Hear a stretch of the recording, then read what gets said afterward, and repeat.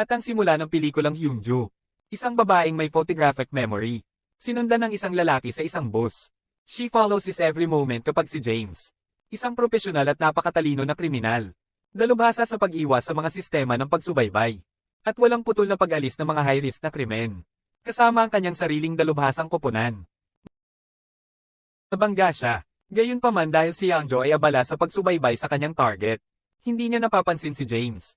Pagdating ng bus sa isang lokal na istasyon, lumabas ang lalaki at sinundan siya ni Yeonjo. Habang naglalakad siya sa kalsada, nagkunwari siyang may kausap sa telepono. Pumasok ang lalaki sa isang restaurant.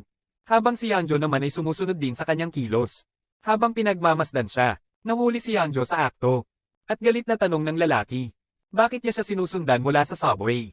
Bago pa makasagot si Yeonjo, nagpakilala ang lalaki bilang Chief Detective Wang, na dalubhasa sa pagsubaybay, upang makilala ang mga kriminal at pandaraya.